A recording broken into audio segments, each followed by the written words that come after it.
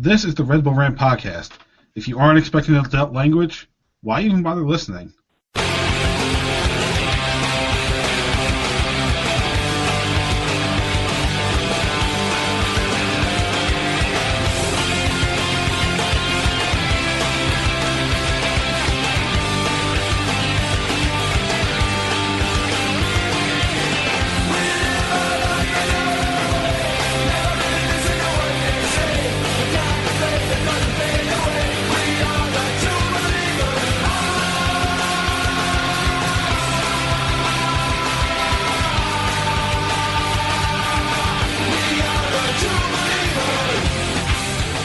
Welcome, my friends, to the Son of Friends. This is the Red Bull Rant podcast. I'm your host, Jason Ipico, and this is episode 469, Same Old Story.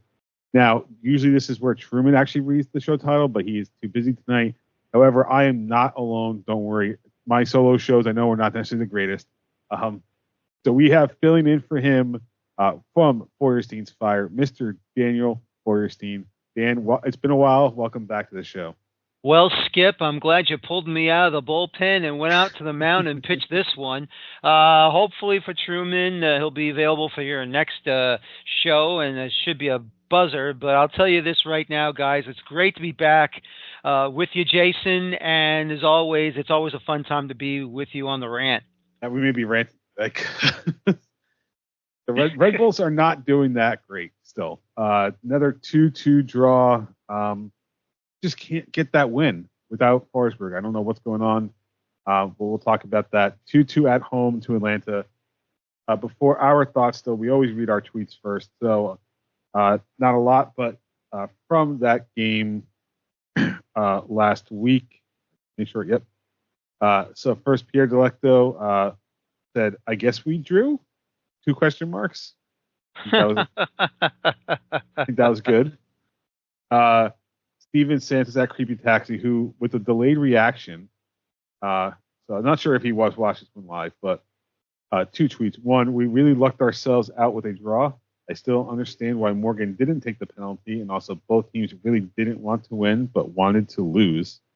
And then follow that up with, so here's the thing. I didn't watch the whole game because I was busy Saturday night, and then unfortunately, this is the thing that sucks about not having an Apple device is the website doesn't allow you to block the scores. Yep. But in this instance, it saved me 80 plus minutes time. So I watched the highlights, and in the highlights I kind of agree with him. But his second tweet: Dax McCarty was the lone highlight I enjoyed. I hope he enjoys retirement with his family and dogs. Aww. You know, that dude, no matter which team he played for, but especially the Red Bulls, just put everything he had on the field. He deserves to retire. No, he really does. No, he really does. Dax McCarty, part of 2 Supporter Shield championship teams, and what can you say about that guy? A dedicated player, worked so well as a defensive mid, chipped in with a goal whenever he can, and of course, he was a part of the 2 goals out of the 7 at the Red Wedding at Yankee Stadium against NYCFC. So it's just a great guy, great to cover, great to have a conversation with, and I just wish him all the best in his retirement. Yep. And at least you don't have to worry about playing against him now. So Exactly. All right. Exactly. So our thoughts. Usually we do a like and dislike, but I feel like that's the idea of doing likes and dislikes is not going well at the moment. So we're just going to pretty much do a free conversation. Sure. Dan, since you're the guest, I'll let you lead off about your thoughts of the match this past Saturday. Well, I will say this. First things first, I'm happy for Dante Von Zier. He finally got of his 3rd of the season. He finally broke out and scored. It took him basically, if I can remember the stats correctly, it's 140 days that since he scored his last goal, which was at Miami, and overall it's 20 games in all competitions, which of course includes the Leagues Cup games. Happy for him. He just was at the right place at the right time to just place it inside the far post to beat Brad Guzan. I will say that as soon as Carballo in the first half stoppage time, as soon as the attacker cut inside him, he was trying to go shoulder to shoulder, obviously, but once he got inside the area and once he got inside of Carballo, you're just hoping to, don't foul the guy, just don't take him down, and took him down, and it's a penalty, and it got converted. So unfortunately, what are you going to do? Yeah, with Elise Manuel, I didn't have a problem with him taking the penalty. My problem was his decision on how to take the penalty. I thought he should have just ripped it like he did in the penalty shootouts at Leagues Cup. He should have just blasted it into the net, but he tried to be fancy and sneaky. And Brad Guzan, no matter how old he is, he's still good enough to pick out a low corner and stop it. If Manuel would have gone high corner to the right, I think he would have beaten Guzan. It would have been 2-1. That's how I see it. Mosquera, look, you got to give Mosquera credit. That was a beautiful goal. That made it 2-1 Atlanta. And you're thinking like everyone else is. Yeah, there's like what, second goal, and then you're just going to get nothing. I mean, you're not going to get a second. You're not going to get a third. And then, of course, Manuel made up for the missed penalty and got a great ball from Julian Hall and just smashed it top shelf. And even though Dylan Nealis just almost snuck in that ball inside the near post between the post and Guzan, that would have been the last play of the game, and that would have been the most shocking 3 points we've ever had. Unfortunately, it's a 2-2 draw, but even though it's another draw, I want everyone to understand at least a positive out of this. Atlanta United still has not won or defeated the New York Red Bulls at Red Bull Arena. They do not have a 3-point victory at all. They may have beaten the Red Bulls in the playoffs at Mercedes-Benz Stadium. They may have finally beaten the Red Bulls at their home during the regular season, but home regular season, home playoffs, I don't know if we'll ever face them in the Open Cup, still have not defeated the Red Bulls at Red Bull Arena. So that's still a good thing going forward. I mean, there's at least that, right? Exactly. Beggars can't be choosers, Jay. So, like I mentioned, I didn't watch the whole game, so I didn't see everything.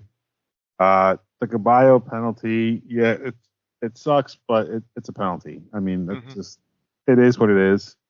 Glad for Van Zier finally score, but for Manuel to score after missing the penalty kick, my thoughts when I saw who took it was give it, and not saying he was a bad choice to take a penalty kick, but just given the situation, why isn't Lewis Morgan, who in theory is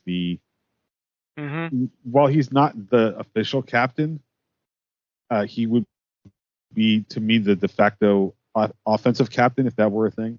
No, I understand what you're saying. I understand exactly what you're saying. Look, I mean, at the end of the match, Sandro Schwarz said because of Manuel's penalties that he converted in Leagues Cup, he felt that Manuel was going to take the penalty in this one. Look, Morgan has done very well at the spot. I know he got stopped by Evan Luro in Cincinnati.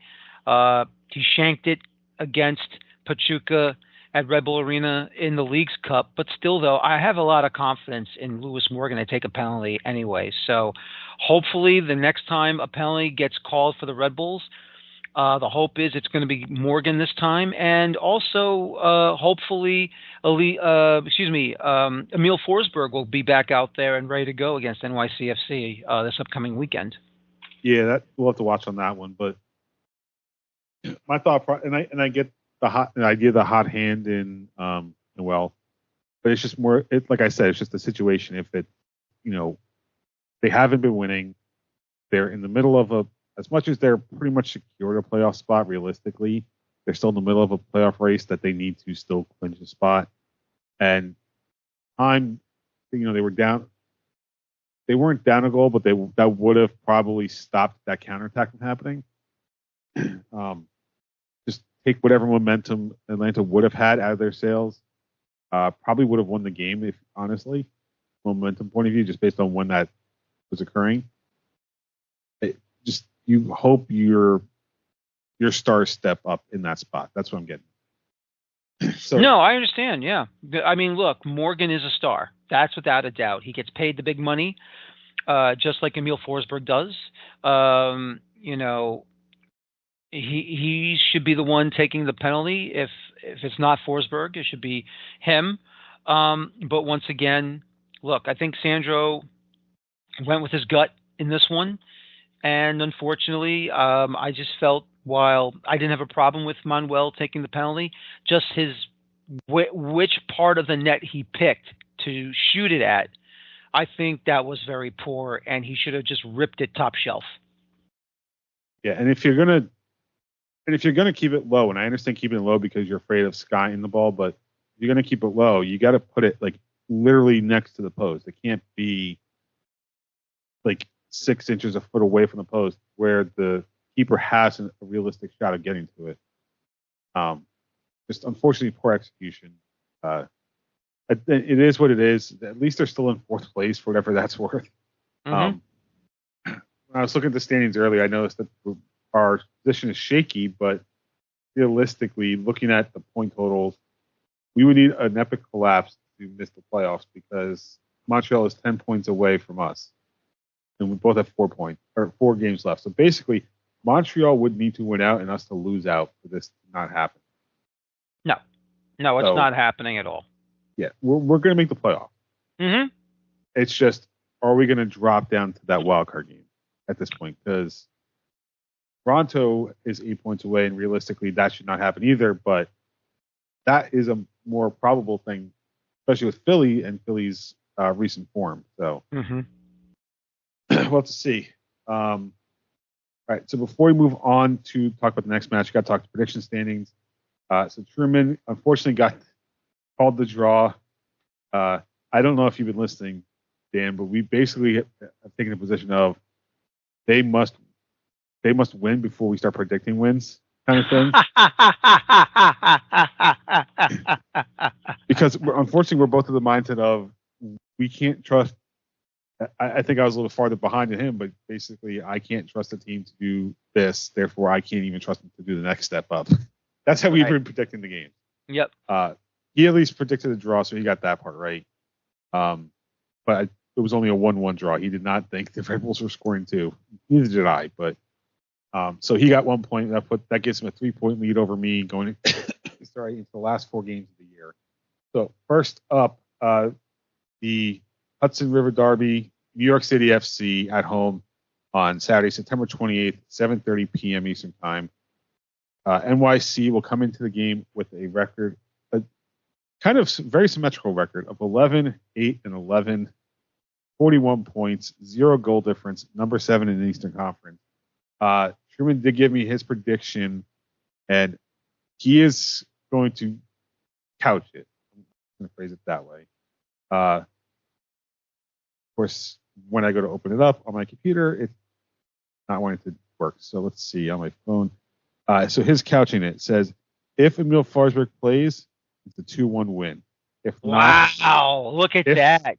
If not, then it's another 1-1 draw. Well, I mean, look, that's the hope is that he'll be ready to go for the Derby this weekend. So we'll have to wait and see what's going to happen. But definitely, look, if I can, you try to be as honest as possible about these games. We know how big it is. And if certain players are available, then yes, you can feel comfortable with a win. With the return of Emil Forsberg, NYCFC will be missing 2 of their starters due to yellow card accumulation, so they're suspended for the game. So, and it's also their number 10.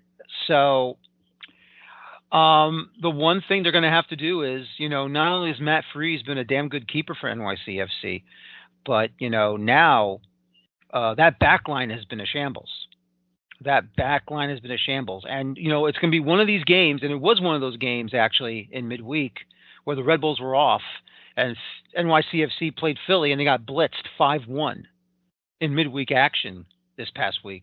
So, All you can say is that backline is horrible for NYCFC, and the Red Bulls should gain some form of advantage, and they should win this one 2-1. I'll go along with Truman on that one. If Emil Forsberg's going to be in the starting 11, or if he'll be coming off the bench, he'll definitely make a difference. And I can see the Red Bulls winning this one 2-1 at home.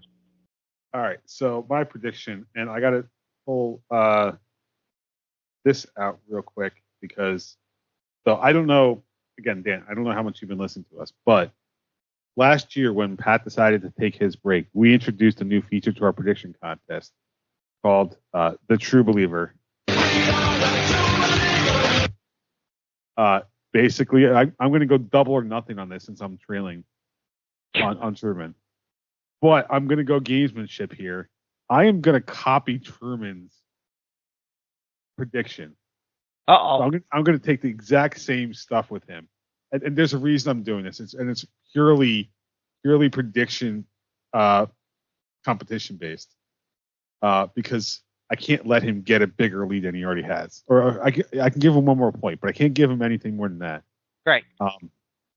So I'm just purely from a prediction standpoint, I'm going to do the same exact thing. 2-1 win if Forsberg plays, 1-1 draw without.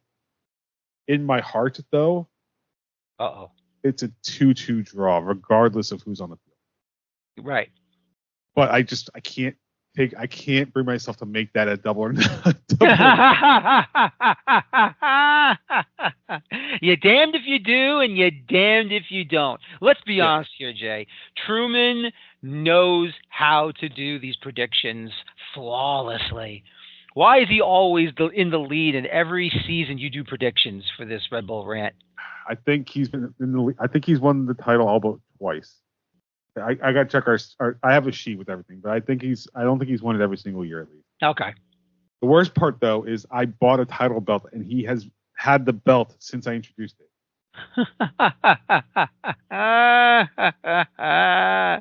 Actually, I guess technically I had the first year because I brought it in when I was a champion, but then he won it off me. So. Mm-hmm.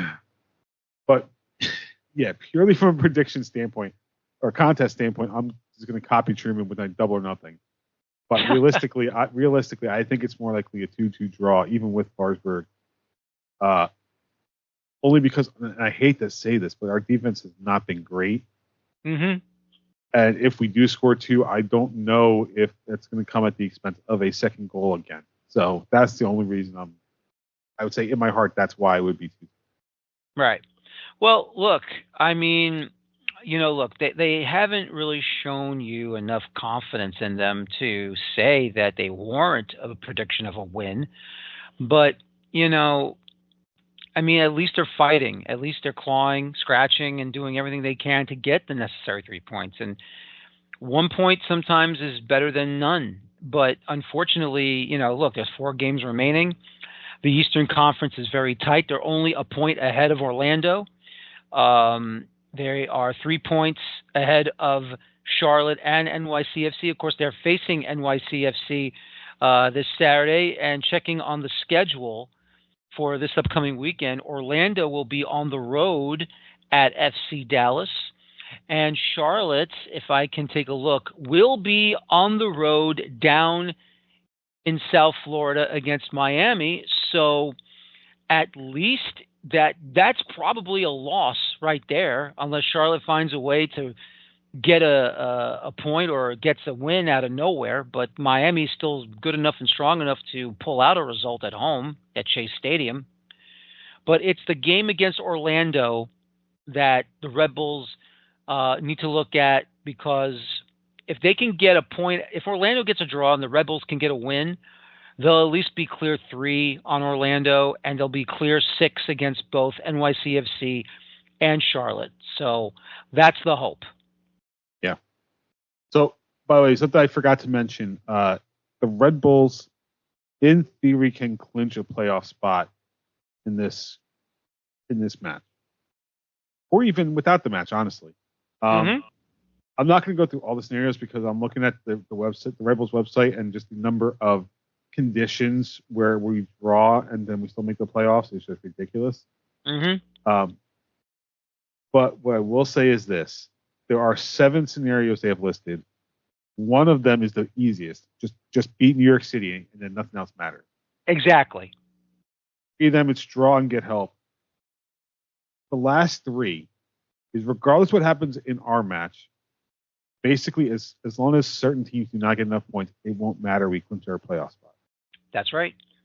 Just clinch that spot, stay in 4th, gain the advantage at home in the opening round, and then we'll see what happens down the road. But until then, right now, you just got to keep fighting, trying to get at least 9 out of the 12 in these last 4 games. Preferably 12 out of 12 was, yeah. Well, I mean, there's going to be, look, there might be one more loss. There might be a draw. You never know. But, obviously you want all 12. But try and be as realistic as possible here. Yeah, I would say out of these 4, as a fans team, I would expect wins against New York City, Toronto, and Atlanta. Exactly. If we get a point out of Columbus, I know it's at home, but if we get a point out of Columbus, that would be a good result on it. Oh, I absolutely agree. And look, Columbus has already clinched a spot. They are in 3rd place. The hope is that Wilfred Nancy goes out there and just gives some of his big guns a rest and just lets the bench players and some of the substitutes get 90 minutes out there and let them have some fun. So we'll see what happens. But obviously, it would be nice to get all 12 points with these last 4 games. Let's see what happens, and hopefully, they take care of business. That would be awesome. Oh yeah. All right. Next up, Gotham FC continues their winning ways. They did draw 0-0 against Monterrey in the what they call it, but basically the women's CONCACAF Champions League. But then their NWSL continued with a 1-0 win over the Utah Royals. That puts their record at 13-4-4, 43 points, number 3 in the NWSL. I don't know when their regular season ends. I imagine they have to have clinched the playoff spot at this point. I would assume so. They are the defending NWSL Cup champions. So, look, they've done an incredible job. I think they also visited the White House, and they went to visit President Biden to celebrate, give him the acknowledgement of winning the NWSL championship. So that's great to see that for the girls and for the women, and very happy for Gotham to go over to the White House and be honored. So they have, every team has 5 more matches left, and they are 18 points ahead of number 9. Yeah, they had to have clinched.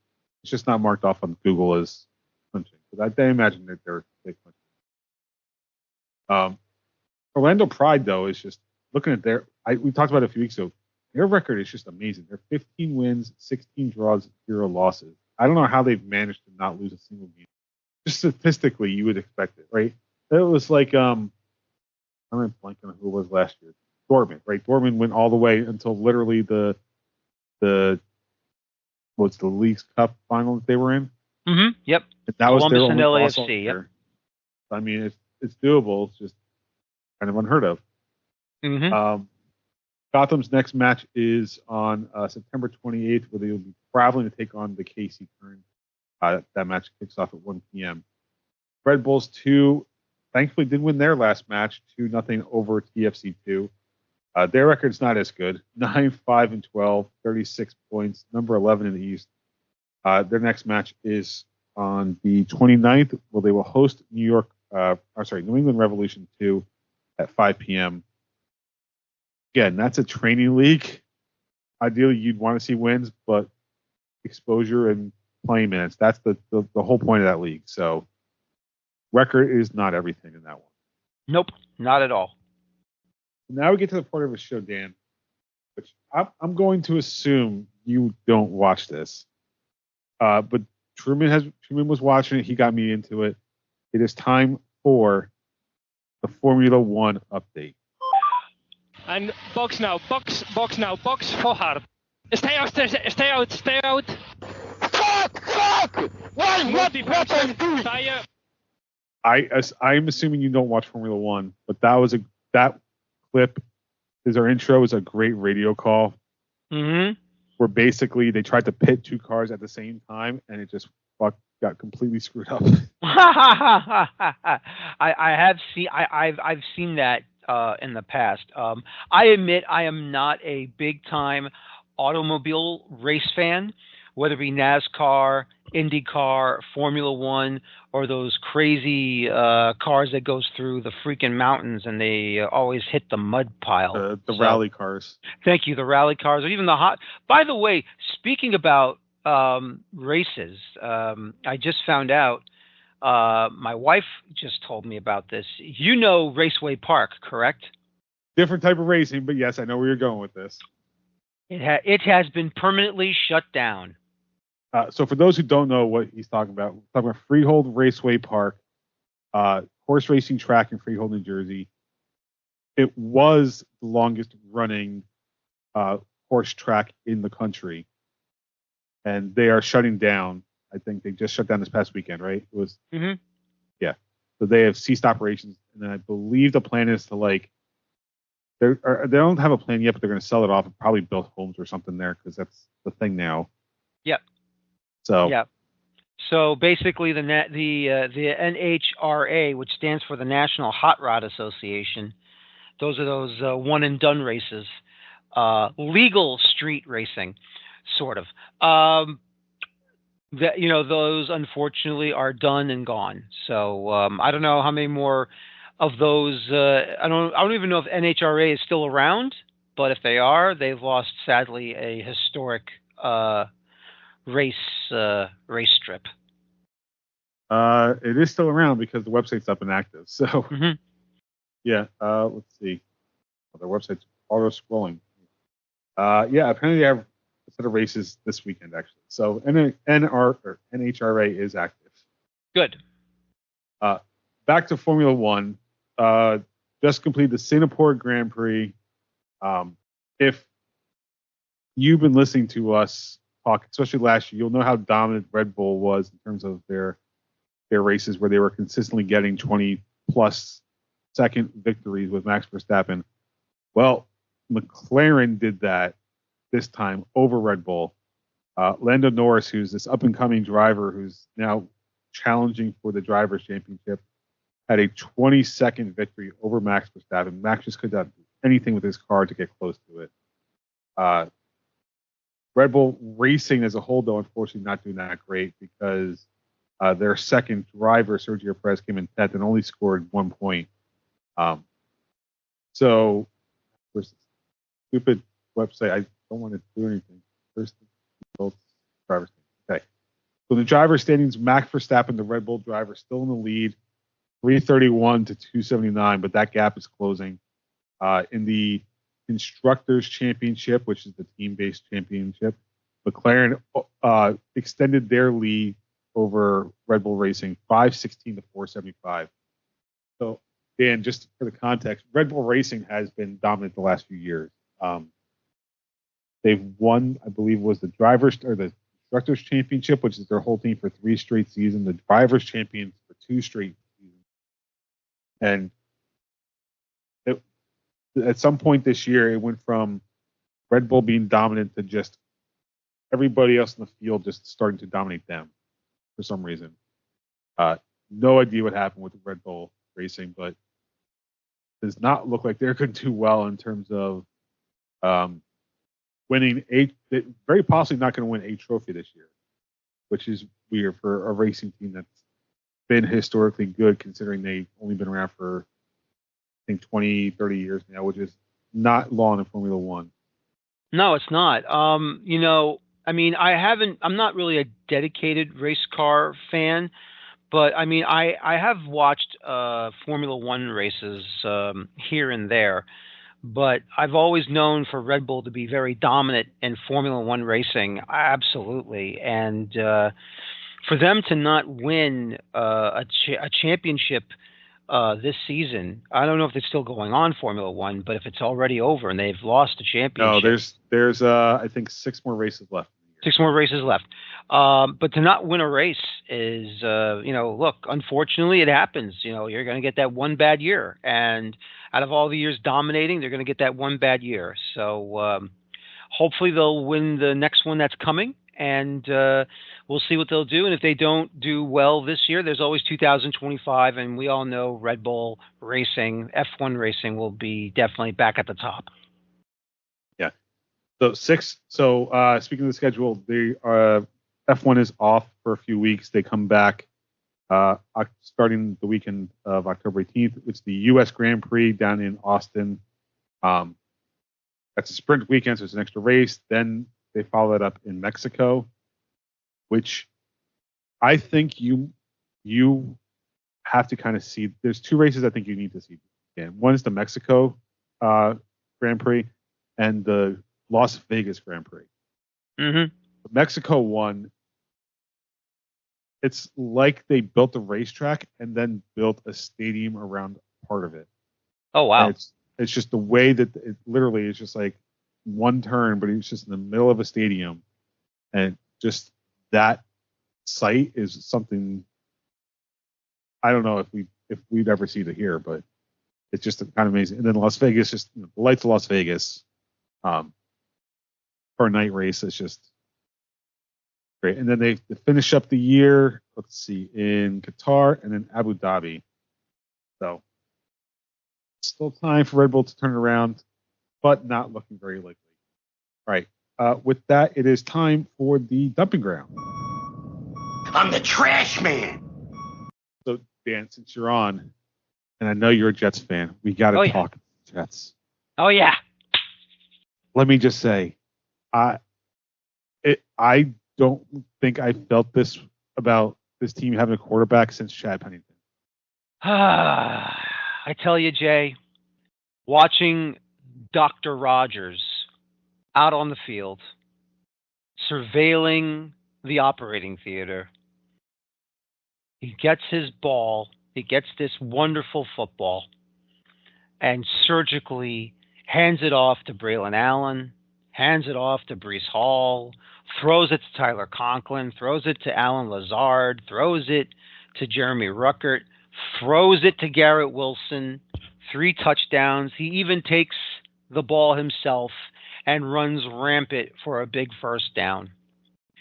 When have you ever seen a Jets quarterback absolutely tear down the opposition the way that Aaron Rodgers did against the New England Patriots? And I do not give a damn how terrible or fugly the Patriots are. I do not care. They got what they deserved, and they were the first major victims of what it's like to being outplayed by one of the best quarterbacks in the entire National Football League. This is why you brought him here. This is why he came to the New York Jets. And as of right now, they're 2-1. I feel confident that they're going to win this next home game against the Denver Broncos, even though I think they got to be a little extra careful. But still, though, the Broncos are not that good, and I really feel good that they're going to go in there, and they will, before flying to London, England, to take on Minnesota, they will be 3-1 at the end of this upcoming weekend. So I'll tell you, Jay, as a New York Jet fan, it just feels very, very good to see what that man has been capable of for this team these last 2 weeks. But I will also say this.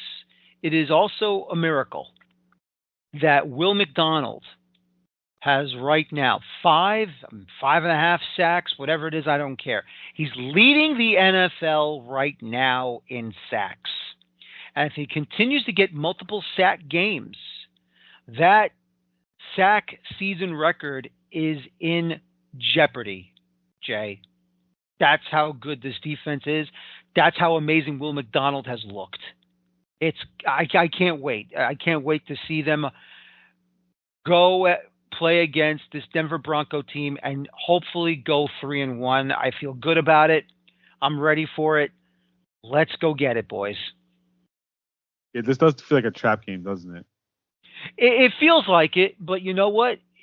With Aaron Rodgers behind center, behind Joe Tipman, I have a very strong feeling he's going to make sure that everyone is going to be, stick to the game plan, stick to what he wants done. And I feel like maybe this won't be the trap game that many people are assuming it could be. I'm wondering if there's a little bit extra motivation because Rodgers wasn't in Denver last year, and the whole Shanahan or not Sean Payton. Sean Payton. I couldn't remember his name for a second. His okay. comments about when he came into Denver.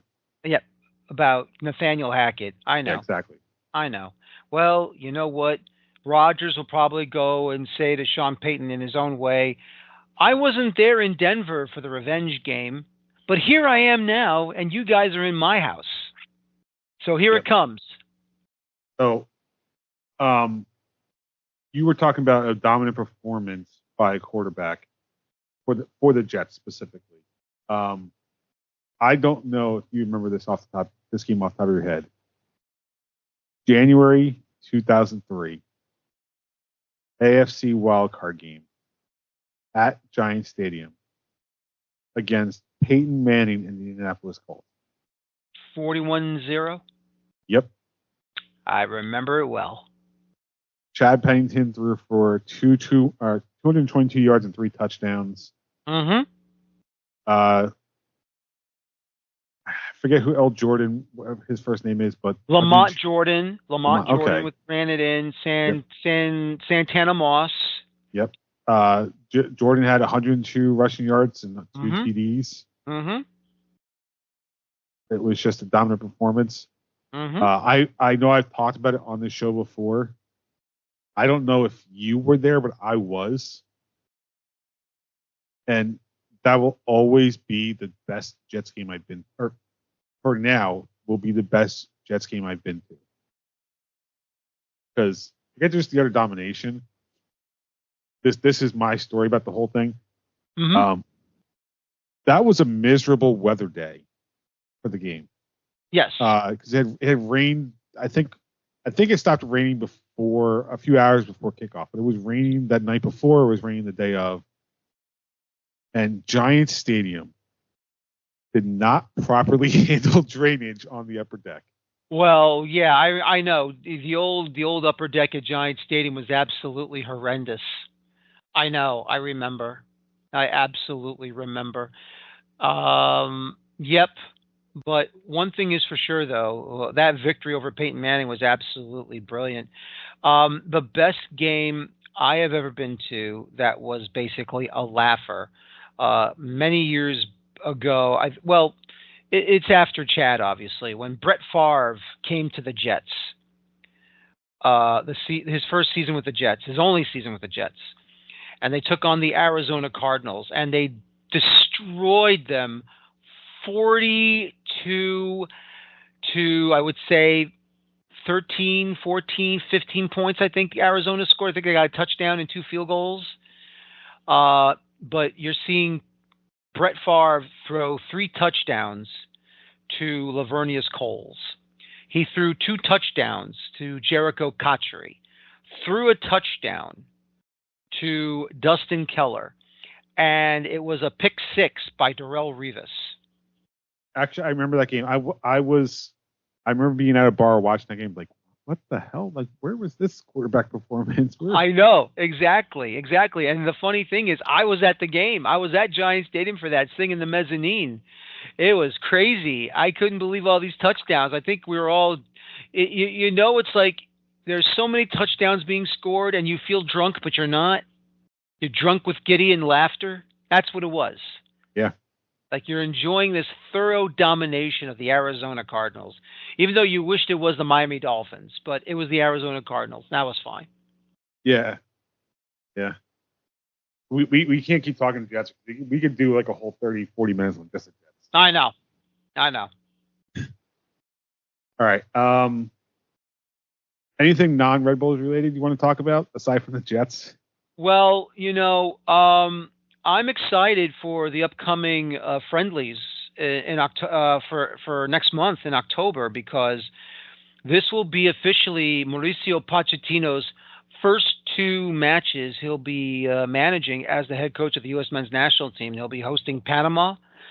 I believe it's going to be at the Q2 in Austin, and then the second match will be down in Mexico in Guadalajara against the Mexican national team. And they already have the third time's the charm, I guess, for Mexico, bringing back Javier Aguirre. So we'll see if that will be anything positive for them. Probably not, but we'll see what happens.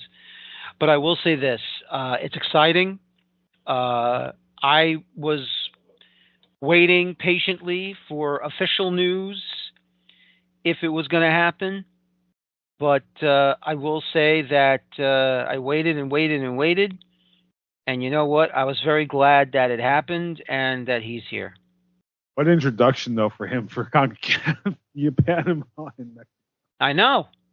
But look, this is what you got to do. This is what you got to do. I mean, look, after everything negative that happened under Greg Berhalter, and the truth is that bringing him back was the worst decision U.S. soccer could ever make. And our players just were not, let's just put it this way. They basically took advantage of him, but at the same time, his tactics were terrible. He's not a good international head coach. He's forcing round pegs into a square hole. You cannot turn an international team into a club team. You just can't. And no matter how hard he tried, it just wasn't good enough. He should have just stuck in with the club game and not even bother with the international game, okay? Gotta qualify for the World Cup. Congratulations. You kicked the crap out of Mexico, which currently is the worst international team in all of CONCACAF, because that's the only team you could ever beat that's ranked in the top 10 in FIFA. You can't beat these better teams. You should have beaten Wales in the World Cup. You should have beaten England in the World Cup. You edged out Iran in the group stage, and then you got your basically your lunch handed to you by the Netherlands under Louis van Gaal, who is 10 million times a better manager than he is. Any manager in world football is better than Greg Berhalter's, except if you're from Mexico. Because in Mexico, you have no idea what the heck is going on. But other than that, no, he was just terrible. He was just absolutely terrible. And I, for one, am glad he's no longer here. Yeah. I'm sure he's a great guy, but he is not an international coach. Nope. Absolutely not. Although whenever he returns to MLS or club football, then he might have something there. Talk to Chicago. It sounds like he's going to be top of the list. I mean, I guess good for Chicago, but I feel like that's the bad landing spot for him. Uh-huh. Yeah, but he doesn't care. He just wants a job. If he's getting paid, he's not. No. Right. So let's move on to the last segment of the show. Even though he's not here, we do have Truman's terrible team of the week. That's terrible. And he submitted New England for losing 4-0 Charlotte FC. Mm-hmm. With going down 2 goals, getting a red card in the 70th minute, and then giving up another 2 goals. I mean, we knew New England was not great, but that's tough to lose that way. Well, did you see what happened at halftime? No, what happened? I honestly didn't pay much attention to the rest of the league this week. So what happened at halftime? Well, apparently there was a verbal argument and a shoving match between Carlos Heel and Nick Lima, teammates on New England. They're imploding, Jay. They're imploding, and they're imploding at the wrong time. Everything's falling apart, and no matter what anyone can tell me, especially with Mr. Caleb Porter as the head coach, the reality is this. If everyone thought Bruce Arena was the problem, I think you're going to have to look at the front office and say it's Analfo and Biello and anyone else that found a way to screw this whole thing up in New England. I mean, 9 times out of 10 isn't that really the case anyway? I mean, True. the manager does have his faults, but 9 times out of 10, it's on the front office for not putting the right pieces in place. Mm-hmm. Exactly. Okay. Let's wrap this one up. You can visit us at patreon.com/Red Bull Rant. $1 a month gets you exclusive content whenever we decide to do it. We still haven't been doing it. I don't know why, but we just haven't gotten around to it. But we do want to thank those that have supported the show, especially our producers, Jeremiah Dempster, Steven Santos, Eddie Delecto, and Christopher Edmeck. Thank you for supporting the show. If you want to email us your thoughts, redbullrant@gmail.com. If you want to call, leave us a voicemail. Get your voice on the show. 973-348-5329. Facebook.com/Red Bull Rant. On Twitter @Red Bull Rant. For the show at Dr. Sush, myself at the Truman for Truman. Subscribe to our show via iTunes, YouTube Music, YouTube, SoundCloud, Spotify, pretty much anywhere you can find a podcast. Dan, where can the lovely folks that listen to our show catch you on the internet? Well, I am also on Twitter, or X, because it marks the spot, at capital letter D, capital letter F, lowercase EUER, S as in Sam, TEIN. Currently writing with Anthony Merced at AJMSportsFC.com. My live streaming American soccer show at blogtalkradio.com/Feuerstein's Fire. No apostrophe next to that S. And I'm also writing on Beyond the 90 at beyondthe90.substack.com. That's on U.S. Men's National Team, U.S. Open Cup, CONCACAF events, and just recently wrote up an international article on the disastrous Trinidad and Tobago. They've been a mess internationally for so long, but what are you going to do? Just keep on going and write more articles against trashy national teams. But other than that, that's where I am. Just keep on writing. Thank you. Right. Keep on writing. All right. So for Dan and myself, this was episode 469 of the Red Bull Rant. Thank you guys for tuning in. And as always, go Red Bull.